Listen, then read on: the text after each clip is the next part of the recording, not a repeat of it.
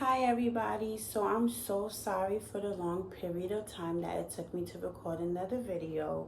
Things did get pretty hectic at the ending of my pregnancy with my rainbow baby. I did experience the high blood pressure again and the preeclampsia like I did in my previous pregnancies. Also, after I had Noah, I did have a hard recovery.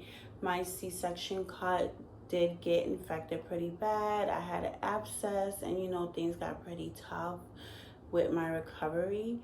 And Noah is 6 months now. He's a happy, healthy baby. I'm so grateful and so blessed for that. I did want to tell you guys a little about my experience when I had Noah. So on the 5th of November, I did go to my regular checkup. And when I did go to my checkup, I did have my blood pressure was high. It was 168 over 98. So the doctor wanted to send me right to labor and delivery to get extra monitoring. So they hooked me on a monitor. They did give me my blood pressure medicine. And after a couple of hours, they noticed that my blood pressure was not going down. And also I started having contractions on the screen.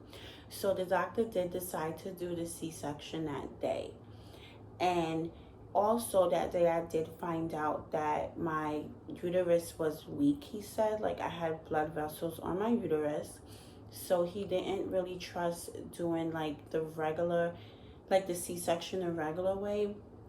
He didn't want to just numb me. He wanted to put me to sleep. So that was pretty scary that I had to be put to sleep, because usually, with my other C-sections, I didn't have to get put to sleep.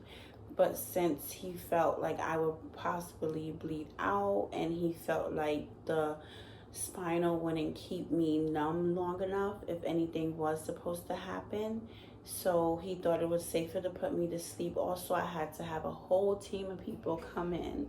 So they had to call a whole team of surgeons in, because, they didn't want to take the chance that I would bleed out because of my uterus being weak.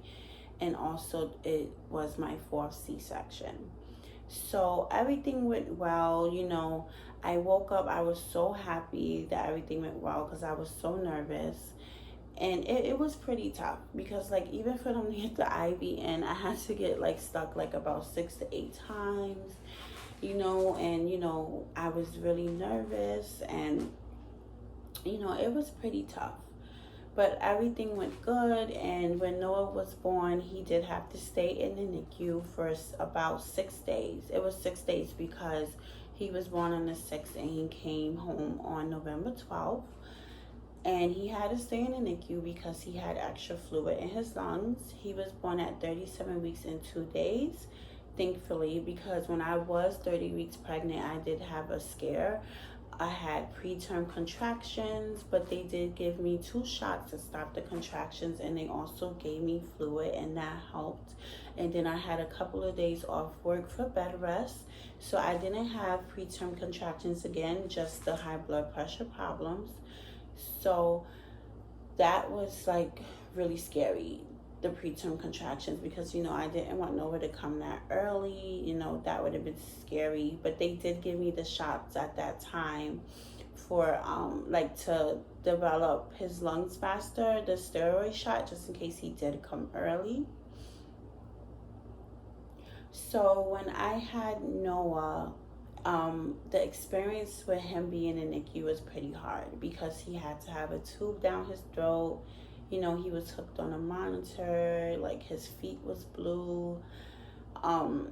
He couldn't breathe on his own for a couple of days. It wasn't until the 4th day that they took him off the oxygen, to really monitor if he could. They still had the monitor on him, so they wanted to monitor if he could, breathe on his own.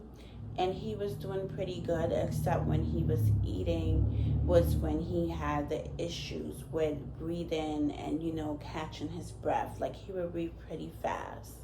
So before he did go home, they did have me breastfeed him, in front of them, to make sure, I knew what I was doing when he would, hold his breath and, can't catch a breath.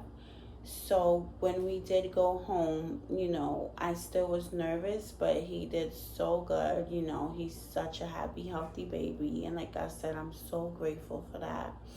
And, right now he's sleeping. But, things went really good. I'm so grateful. I was really nervous, and I had, the stillbirth. I had my baby girl, Aviana.